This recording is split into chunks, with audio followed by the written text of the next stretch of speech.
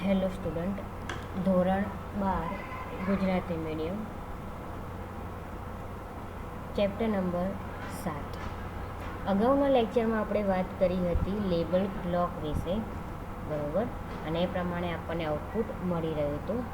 આજે આપણે વાત કરીશું લેબલ કરેલા જે લૂપ છે એ લેબલ લૂપ વિશે વાત કરીશું. લેબલ બ્લોક વડે આપણે આગળના પ્રોગ્રામમાં જોયું હતું.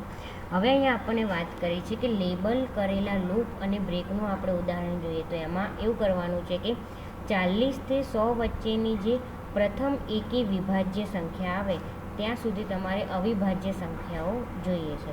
એટલે કે જ્યારે તમને અવિભાજ્ય સંખ્યા મળશે એટલે તમે પ્રોગ્રામની બહાર નીકળી જશો, બરાબર.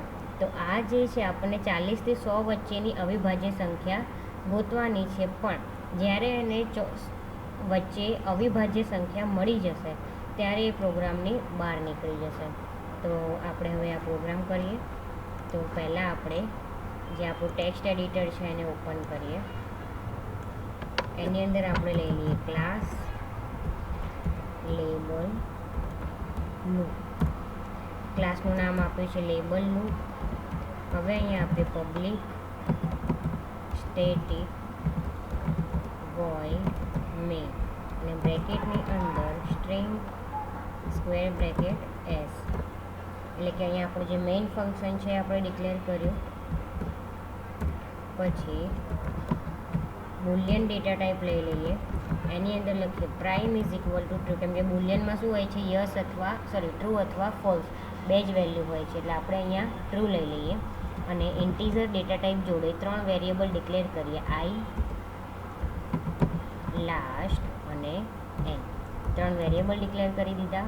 હવે અહીંયા આપણે જે લેબલ લૂપ આપીએ છીએ એવી રીતે ફોર લૂપ આપણું નામ આપી દઈએ અને અહીંયા ફોર લૂપને સ્ટાર્ટ કરીએ. તો ફોર લૂપની અંદર આપીએ n is equal to 41 semicolon n less than 100 semicolon and n is equal to n plus 2. અને અહીંયા તમારું ફોરનું જે કન્ડિશન છે પૂરી. એની અંદર હવે ઇફ સ્ટેટમેન્ટ યુઝ કરીએ.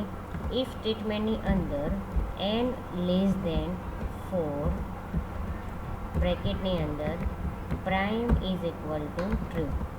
જો પ્રાઇમ વેલ્યુ તમને ટ્રુ મળે તો તમને મેસેજ મળવો જોઈએ system dot out dot print l n, અને એન વેલ્યુ જે આવતી હોય તમને ત્યાં બતાવે અને આવશે કન્ટિન્યુ. એટલે કે તમારું જ્યાં સુધી તમને ટ્રુ મળે, બરાબર, તમારી વેલ્યુ ત્યાં સુધી તમે એને યુઝ કરી શકો.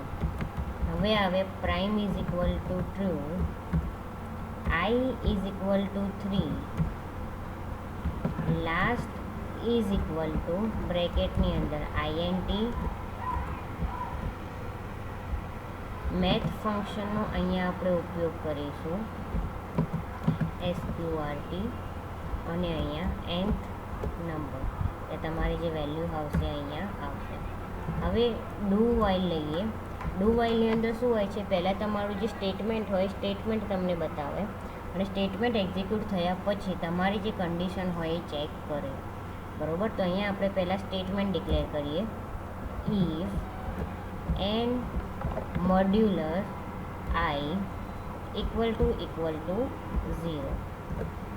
ઓકે, એટલે કે એન ઇઝ ડિવિઝેબલ બાય 1, એટલે કે એન જે છે એની જે બી વેલ્યુ આવે, બરાબર, એ એનની વેલ્યુ 1 વડે તમે એને ભાગી શકો છો.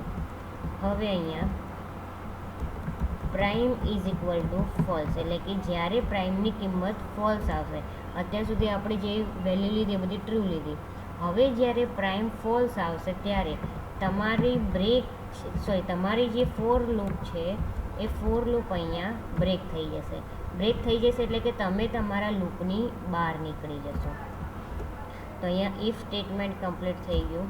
હવે i is equal to i plus 2. એ શું છે, જો અહીંયા લખેલું છે no need to divide by even numbers, એટલે કે even numbers by even number એટલે કે બેકી સંખ્યા વડે એને ડિવાઈડ કરવાનું નથી, બરાબર. તો હવે અહીંયા આપણી જે વાઇલ લૂપ છે, તો વાઇલની જે કન્ડિશન આવે છે કન્ડિશન આપણે અહીંયા પૂરી કરીએ. Prime double and person I less than last. So અહીંયા આપણી ફોર લૂપ પૂરી થાય છે, સોરી ડુ વાઇલ લૂપ પૂરી થાય છે. હવે ડુ વાઇલ લૂપ પૂરી થયા પછી અહીંયા આપણે ચેક કરવાનું છે કે ઇફ પ્રાઇમ, એટલે પ્રાઇમ જે વેલ્યુ છે એ system dot out dot println બ્રેકેટની અંદર એન પ્લસ જે વેલ્યુ હોય, બરાબર, કે એનની જે અહીંયા વેલ્યુ આવશે ઇઝ પ્રાઇમ, એ વેલ્યુ હશે પ્રાઇમ. અહીંયા તમારી ફોર લૂપ પૂરી થઈ જાય. હવે અહીંયા જો તમને જ્યાં સુધી ફોર લૂપ ચાલુ હશે ત્યાં સુધી જેટલી પ્રાઇમ નંબર હશે એ તમને ત્યાં મળશે. હવે જ્યાં એની કન્ડિશન પૂરી થશે કે ઇફ નોટ પ્રાઇમ, એટલે કે જે વેલ્યુ છે પ્રાઇમ નથી, તો હવે આગળ શું થશે? તો શું તમને મેસેજ મળવો જોઈએ એ આપણે આની અંદર લખવાનું રહેશે. સિસ્ટમ ડોટ આઉટ પ્રિન્ટલનમાં અને બ્રેકેટની અંદર એન વેલ્યુ પહેલાં ડિસ્પ્લે થશે, જે આગળ આવશે, અને અહીંયા આવશે ઇઝ નોટ પ્રાઇમ, અને આ પ્રમાણે એને તમે ક્લોઝ કરી શકો છો. તો અહીંયા આપણે ડુ વાઇલ લૂપ જોયું, ઇફ સ્ટેટમેન્ટ જોયું, ફોર લૂપ પણ જોયું. હવે એને ક્લોઝ કરી દઈએ. આ આપણી મેઇન મેથડ ક્લોઝ થઈ, અને આ આપણી લેબલ લૂપ જે ક્લાસ છે ક્લાસ ક્લોઝ થયો. તો જુઓ અહીંયા તમારે ખાસ ધ્યાન રાખવાનું કે જે તમે કર્લી બ્રેસીસ ઓપન કરો છો ત્યાં નીચે તમને બતાવે છે ક્યાં તમે ક્લોઝ કરો છે, અને એ પ્રમાણે તમારે હંમેશા એ યાદ રાખવાનું કે જે કર્લી બ્રેસીસ ઓપન કર્યો હોય જેના માટે એ કર્લી બ્રેસીસ હંમેશા ક્લોઝ કરવાનો. જો ક્લોઝ નહીં કરેલું હોય તો તમને ત્યાં એરર મળશે એની, બરાબર. સો હવે અહીંયા આપણો જે આ પ્રોગ્રામ છે એને સેવ કરી લઈએ.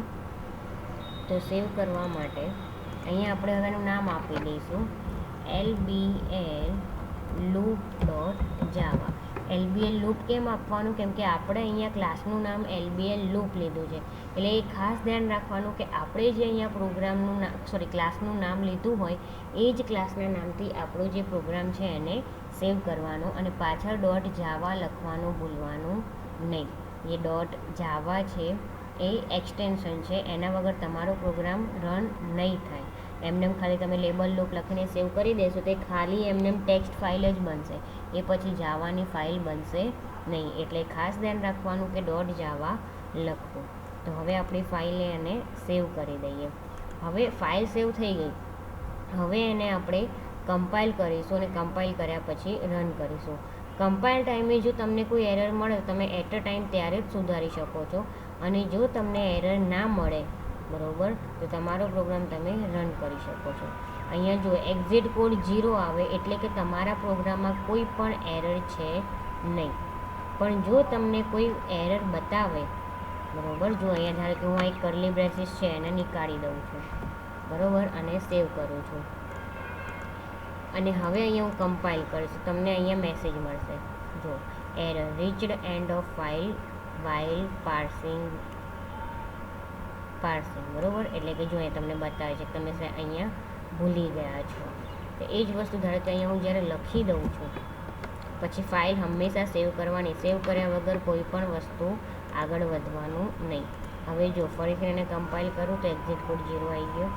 તો એટલું ખાસ ધ્યાન રાખવાનું કે એક્ઝિટ કોડ 0 આવે એનો મતલબ એવું કે તમારો પ્રોગ્રામ વિધાઉટ એરર કમ્પાઇલ થઈ ગયો, અને જો એરર આવશે તો એરર બતાવશે અને એક્ઝિટ કોડ તમને 1 બતાવશે. તો હવે અહીંયા આપણે આપણો પ્રોગ્રામ રન કરીએ. તો રન કરીએ તો અહીંયા તમને મળશે 41 ઇઝ પ્રાઇમ, 43 ઇઝ પ્રાઇમ અને 45 ઇઝ નોટ પ્રાઇમ.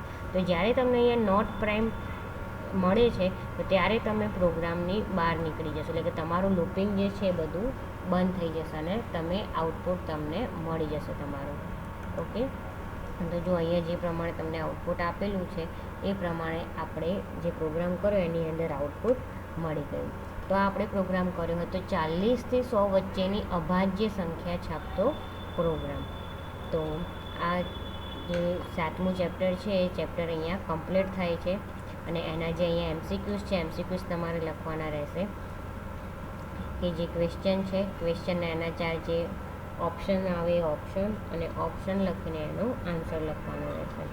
બરાબર, તો અહીંયા 10 MCQs છે, તો 10 MCQs તમારે લખવાના રહેશે.